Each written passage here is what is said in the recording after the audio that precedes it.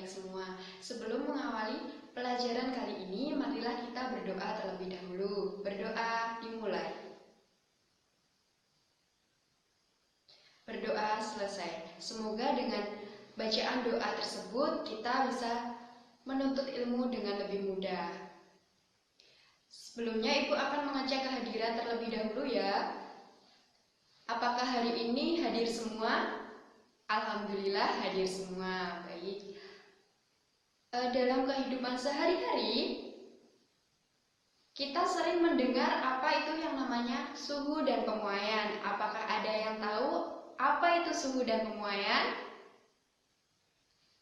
Ada yang ingin menjawab? Baik, jika tidak, jadi materi hari ini kita akan mempelajari suhu dan pemuaian. Apa sih Bu suhu itu?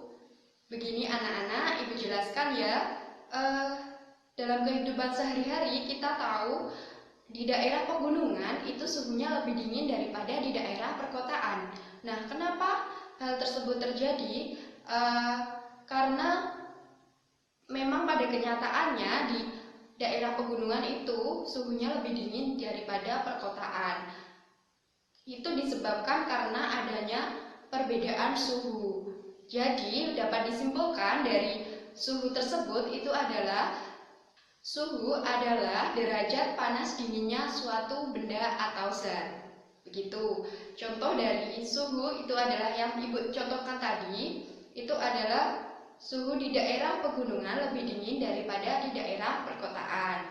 Untuk selanjutnya, ketika adikmu demam di rumah itu akan mengalami kenaikan suhu. Nah, kalau hanya perkiraan saja itu tidak bisa. Akan tetapi menggunakan alat ukur untuk mengecek suhu tersebut dengan menggunakan alat ukur suhu. Apa itu alat ukur suhu? Ada yang tahu? Ya, Saudara Tessa, silakan. Benar sekali, alat ukur suhu adalah termometer. Ada yang tahu bentuknya termometer bagaimana? Ya, Ibu contohkan sebentar ya. Gambar dari termometer adalah seperti ini. Nah, ini adalah gambar dari termometer. Ini adalah termometer digital dan termometer analog. Ini gambar dari macam-macam termometer.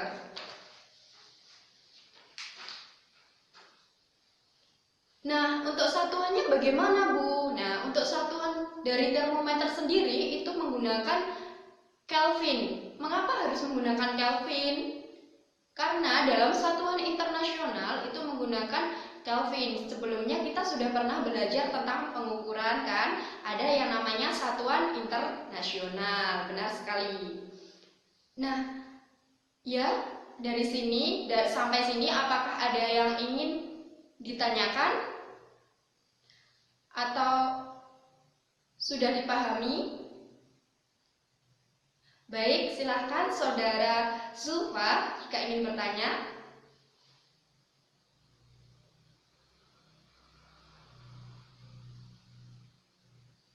Baik, menjawab dari pertanyaan Saudara Zulfa, kenapa Bu kok termometer memakainya satuannya kok Kelvin,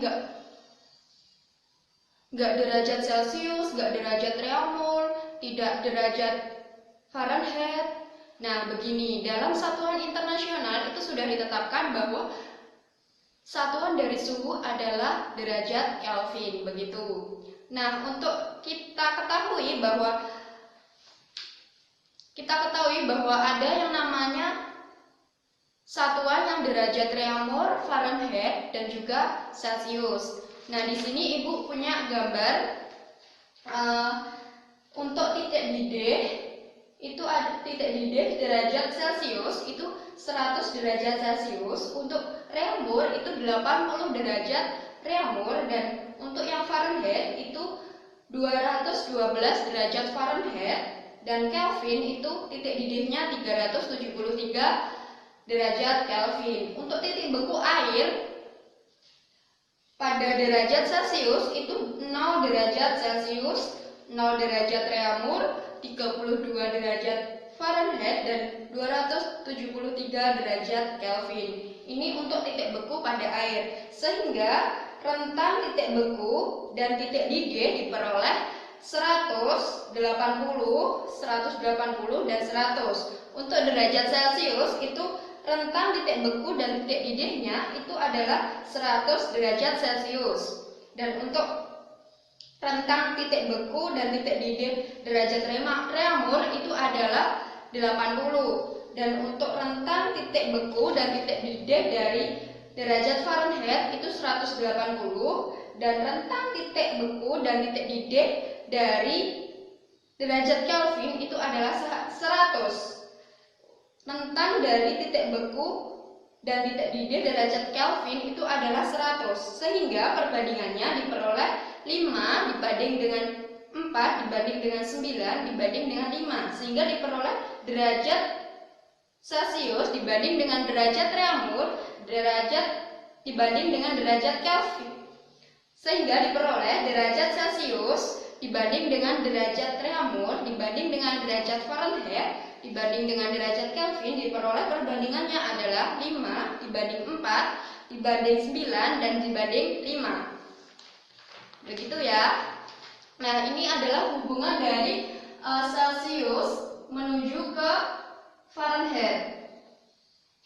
Untuk mencari hubungan antara Celcius dan Fahrenheit itu, ketika kita mau mencari derajat Celcius, berarti kita menggunakan Celcius sama dengan 5/9 dikali dengan dalam kurung F suhu yang diketahui Fahrenheit dan dikurangi dengan 32 derajat.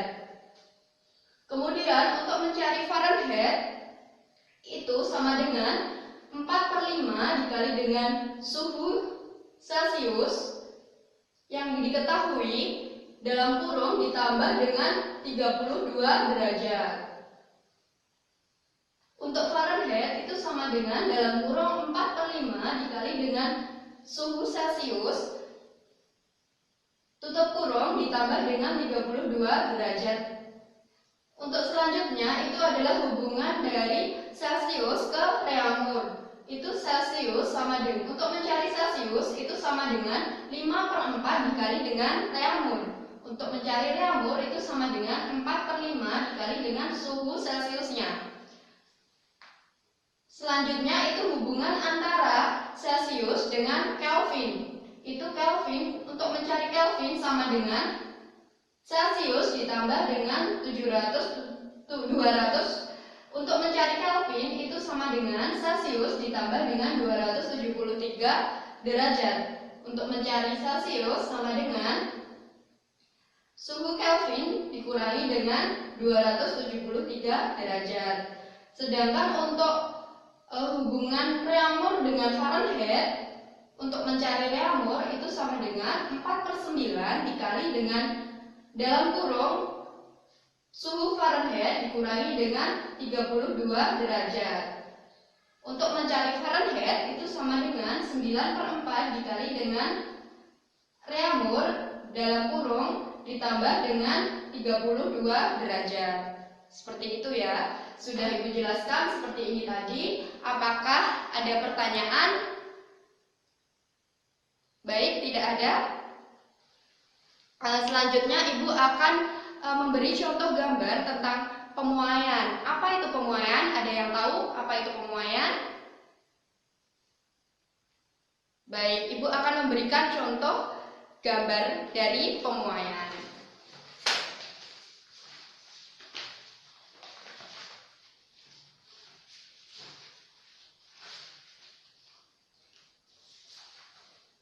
Nah, ini adalah gambar dari pemuaian, yaitu adanya yang terdapat pada rel kereta api dan kabel listrik. Seperti ini contohnya, bisa dilihat. Terlihat semua ya. Baik. Untuk pemuaian sendiri ini terjadi karena adanya kenaikan suhu. Jadi suhu dan pemuaian itu saling berkaitan.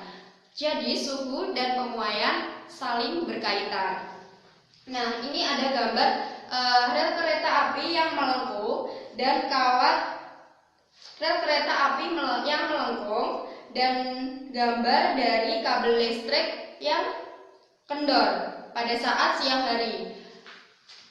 Sehingga dari gambar tersebut kita dapat mengambil kesimpulan apa itu arti dari pemuaian.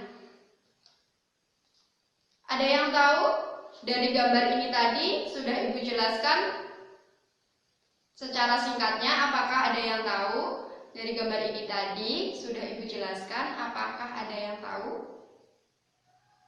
Nah, untuk pemuaian sendiri itu artinya pemuaian adalah bertambahnya ukuran suatu benda yang diakibatkan adanya kenaikan suhu.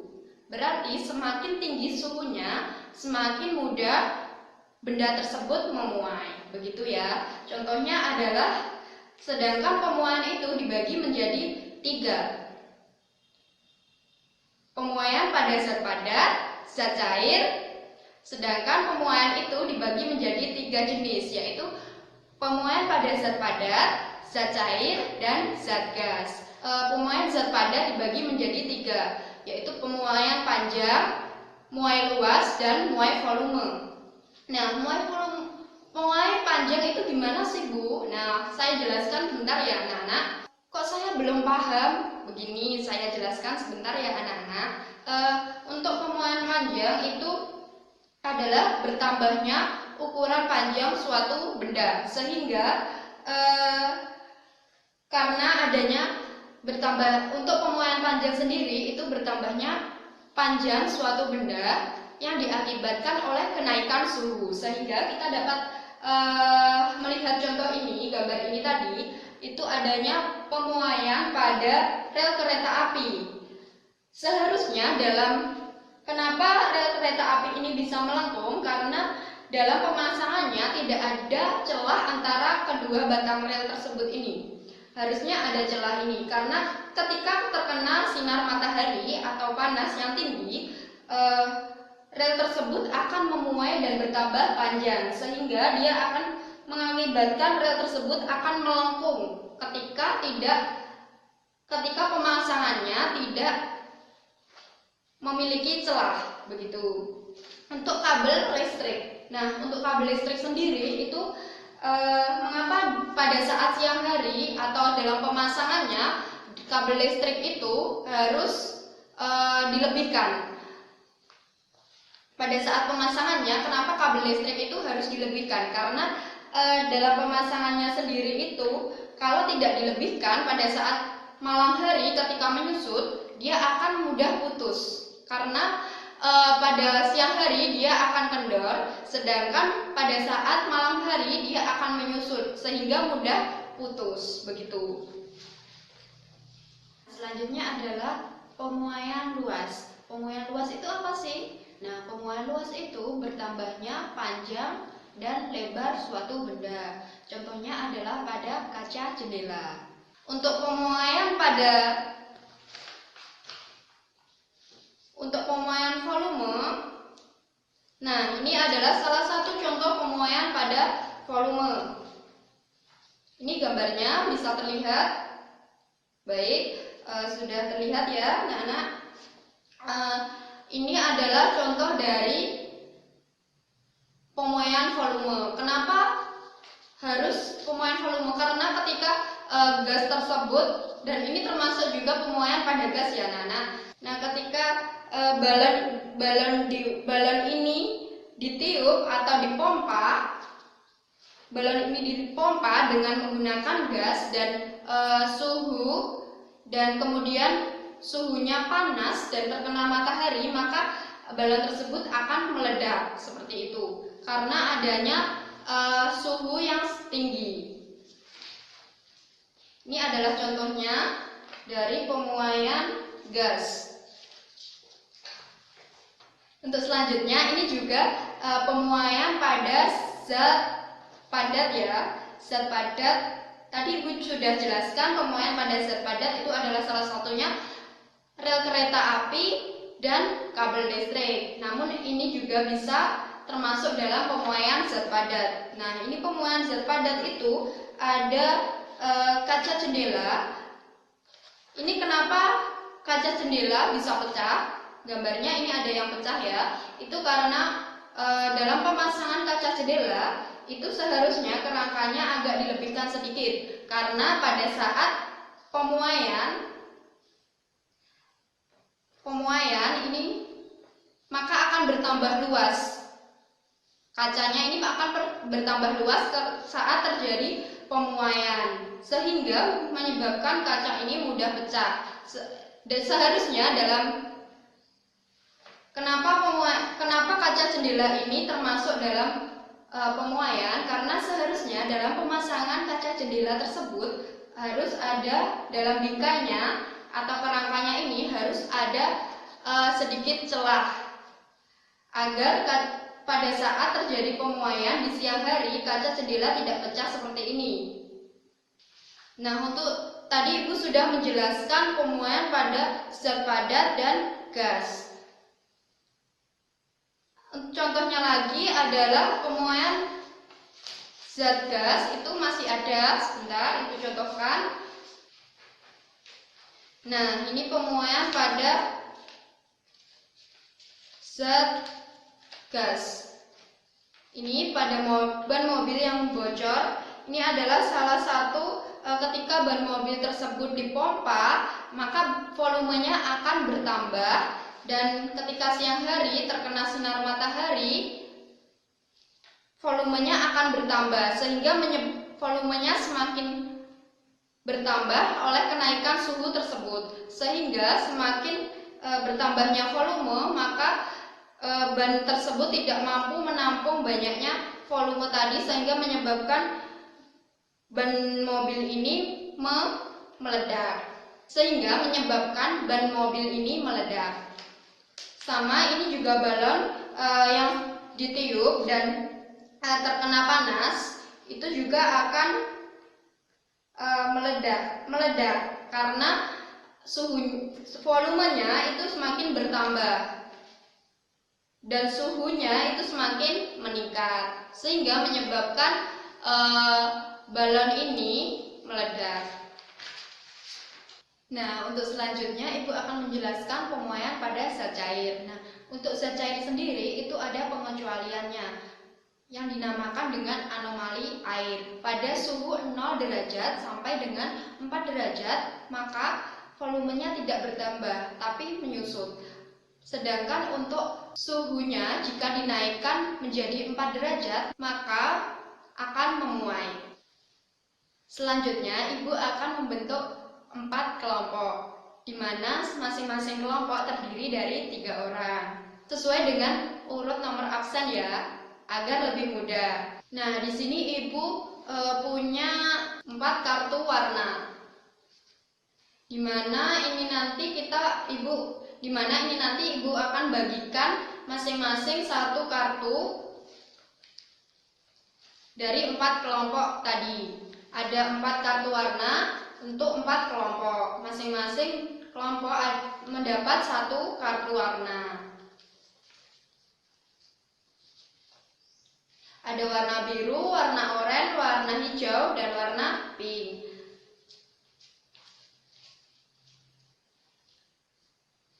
Nah, baik, dari penjelasan Ibu tadi, apakah silahkan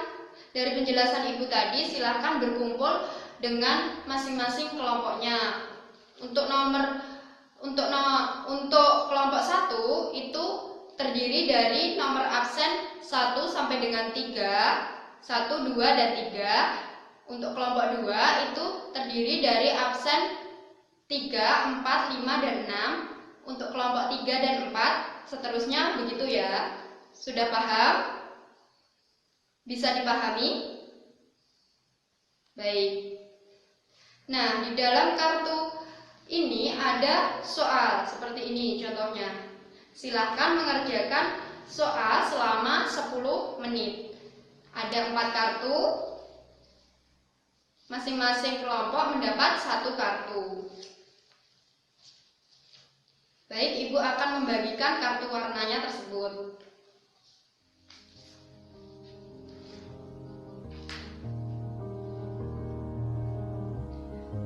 Nah, sekarang kalian silahkan berdiskusi dengan kelompoknya untuk menjawab soal yang Ibu berikan tadi.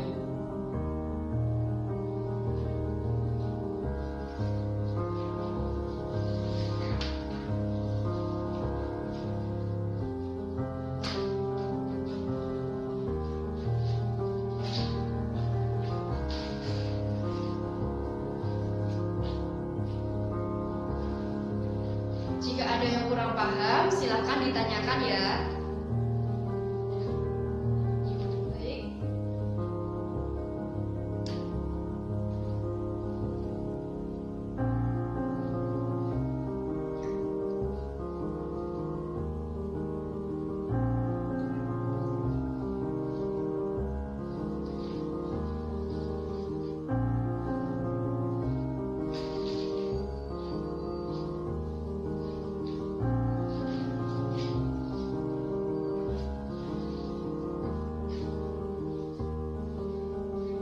Baik anak-anak, waktunya sudah habis. Silahkan soal yang Ibu berikan tadi dikumpulkan.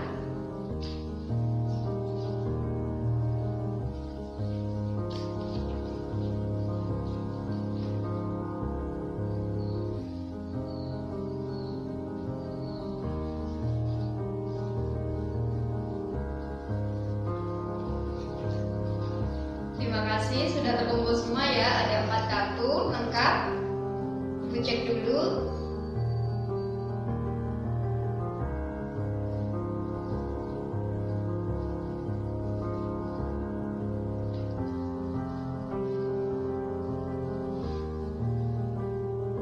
Baik, berarti baik, sudah semua sudah terkumpul, sudah Ibu cek. Dari jawaban beberapa kelompok itu sudah benar semua, jadi sudah paham terkait materi apa yang Ibu berikan tadi. Nah, untuk minggu depan itu tugasnya adalah